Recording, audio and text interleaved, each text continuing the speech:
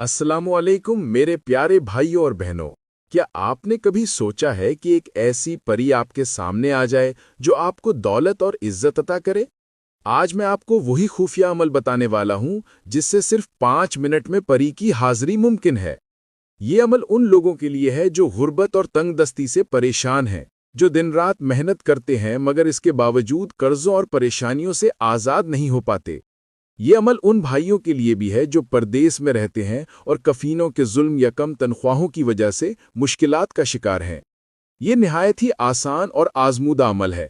इसके लिए न किसी खास रूहानी ताकत की ज़रूरत है, न ही बातनी नज़र की। अमल करने वाला चाहे आम इंसान हो या परदेस में रहने वाला, हर शख्स इसको कर सकता है। सबसे पहले आपने अमल से पहले ताज़ा गुस्ल करना है। गुस्ल के बाद साफ सुथरे कपड़े पहन लें। रात 12 बजे एक पुरसुकून जगह पर बैठें। जगह कमरा भी हो सकता है या खुला आसमान भी। जिस जगह बैठें वहां एक अगरबत्ती जलाएं ताकि माहौल खुशबूदार और पुरसुकून हो जाए। अब आपने आंखें बंद करनी हैं और ये मखसूस कलमात 211 मरतबा पढ़ने हैं। अज़लूशन, टकटकूशन। ये कलमात पढ़ते वक्त सिर्फ अपनी गिनती के लिए आंखें खोल सकते हैं, बाकी पूरी तवज्जो उन्हीं अल्फाज पर रखनी है।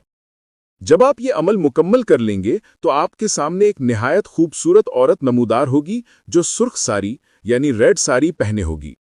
वो आपको मुखातिब करेगी और कहेगी कि मेरी ख्वाहिश को पूरा करो।